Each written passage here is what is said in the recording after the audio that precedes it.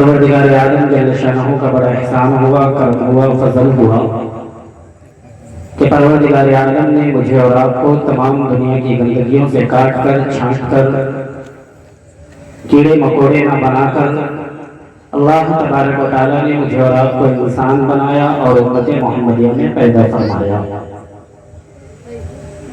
मोहतरम दोस्तों, काफी देर से आप हजरात बैठे हुए हैं, माशाअल्लाह बहुत अच्छे तरीके से सुन भी रहे हैं। और मैं ये चाह रहा था कि हमारी फहरिस्त में एक और शायर हैं जनाब अब्दुर्रहमान साहब साफी। माशाअल्लाह मैंने उनको यूट्यूब पे देखा, बहुत अच्छा पढ़ते हैं। मैं चाह रहा था कि वो भी अगर 2-4 मिसरे पढ़ लेते तो मुझे बहुत अच्छा लगता। और मैं ये भी चाह रहा था कि मेरे मुखलिस करम फरमा हजरत मौलाना मुफ्ती अब्दुल्ला गाजी साहब तशरीफ लाए हुए हैं। मैं चाह रहा था कि उनका भी कुछ देर बयान हो जाता ताकि मैं सुन लेता।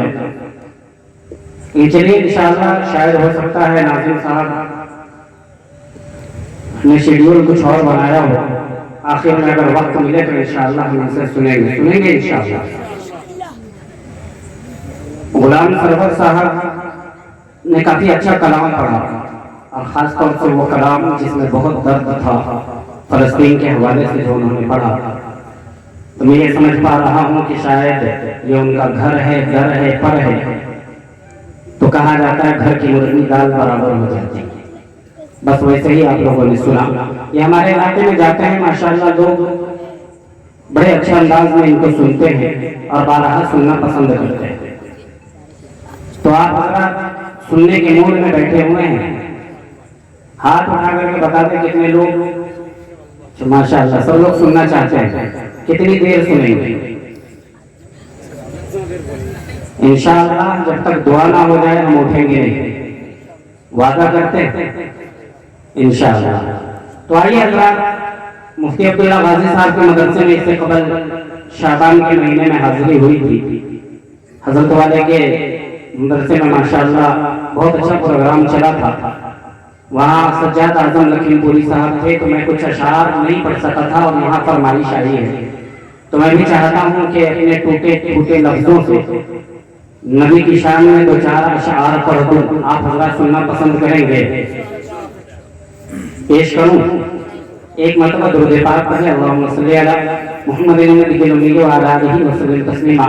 गुलाम सरवर साहब का काम यही है, मशगला यही है कि वो नात पढ़ना उनका काम है, मेरा काम नहीं है। मेरा काम तकरीर करना है, लेकिन फिर भी आइए जो ही अंदाज हो पढ़ के बताता हूँ, आप हज़रात सुन करके बताइए। और हमारे इलाके में जो है सुना जाता है तो बड़े उछल के सुना जाता है। मतलब उछलने का मतलब ये है कि सुबहान अल्लाह अल्हम्दुलिल्लाह बोल करके सुना जाता है। आप हज़रात बोल करके सुनेंगे इंशाअल्लाह। हाजिर रहता हूँ, मुलाहिजा करें। गुलाम सरवर साहब जी अता करता हूँ, मुलाहिजा करें। बन के तारीकियों में से आ गए। आप लोग जब तक नहीं बोलेंगे तो हो सकता है कि 1 घंटा तक मैं इसी लफ्ज को पढ़ता रहूं। बोल करके बताइए कैसे बोलना जानते हैं आप लोग? बोलिए एक बार सुभान अल्लाह, माशाअल्लाह। अगर ऑपरेटर साहब थोड़ा सा बचा खुचा इको है तो थोड़ा सा डाल दीजिए। आगे तक भाई देखिएगा कि बन के तारीकियों में से आ गए, बन के तारीकियों में से आ गए। इस नाचीज की आवाज को के बनने के तारीकियों में से आ गए, बनने के तारीकियों में से आ गए, बनने के तारीकियों में से आ गए, बनने के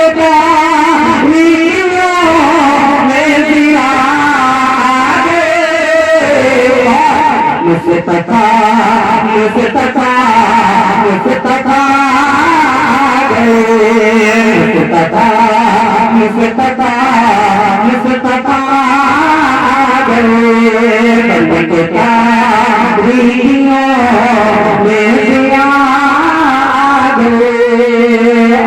शेर मुलाजा गई कि गोद में लेके को कहे सादिया। जब मेरे आका दुनिया में तशरीफ लाए, हज़रत आमिना रज़ियल्लाहु ताला अन्हा गोद में ली है और कहती है कि मैंने इतना खूबसूरत बच्चा नहीं देखा, मैंने इतना खूबसूरत बच्चा नहीं देखा।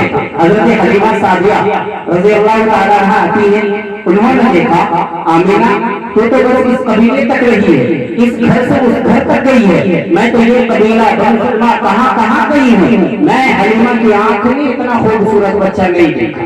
इतने में हजरत अब्दुल मुत्तलिब, दादा अब्दुल मुत्तलिब आते हैं, कहते हलीमा आमिना तुम क्या बात करती हो, तुम तो इस कबीले से उस कबीले गई हो, मैं तो यमन गया, यहाँ गया, दुनिया की बाजार तक फिरा हूँ, लेकिन आज तक मैं अब्दुल मुत्तलिब की आंख में इतना हसीन बच्चा नहीं देखा।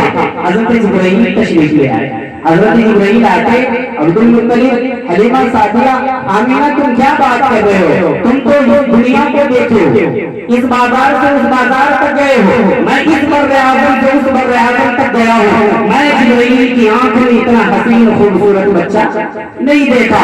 तो रब बोल उठा, जिब्राइल खामोश हो जा, हलीमा खामोश हो जा, आमिना खामोश हो जा, अब्दुल मुत्तलिब खामोश हो जा, अरे तुमने क्या देखा, मैं रब ने इतना हसीन बच्चा बनाया ही नहीं जो तुम्हारी आंख में देखा होगा। तो गोद में लेके उनको कहे सादिया, गोद में लेके उनको कहे सादिया, गोद में लेके उनको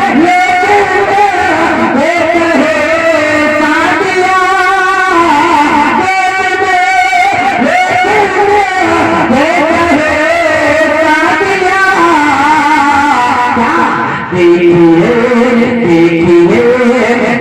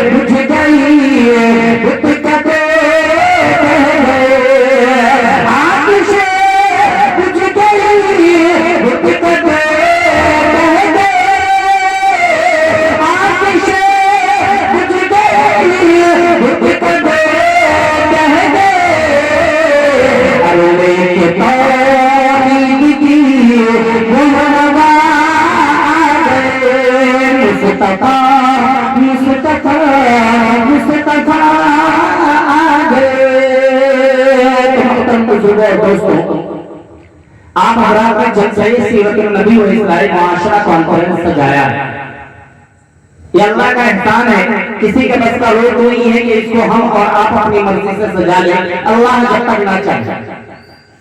लेकिन सवाल ये कि सजा लेना बड़ा आसान काम है, यहाँ पे मेरा बैठ करके बोल लेना बड़ा आसान है, आपका सुन लेना बड़ा आसान है, लेकिन मकसद ये नहीं इस जलसे का सजाना, मदारिसों में उलमा इकराम का बच्चों को इल्म देना, मकसद ये नहीं है कि हम सिर्फ सुन ले, इस कान से सुने और उस पर निकाल दें। आज तक हमने हजारों तकरीरें सुनी, हर जुमा में इमाम खिताब करता है, हम सुनते हैं, लेकिन उम्मत मोहम्मदिया का हाल ये हुआ है कि इस कान से सुनते और इससे निकाल देते हैं, सुनते गए, इतना सुना कि सुनते सुनते हम सुन हो गए, आज तक ये बात हमारे दिल तक नहीं पहुंची, ये बात हमारे दिल तक नहीं पहुंची। खुदा के कसम अगर ये बात हमारे दिल तक पहुंच चुकी होगी तो आज दुनिया के मुसलमानों का हाल ये ना हुआ होगा। हम फलस्तीन वालों की बात करते हैं, अरे तो वो तो थोड़े हैं, लेकिन क्या आप हिंदुस्तान में 30-40 करोड़ की आबादी हो भी क्या आप महफूज हैं?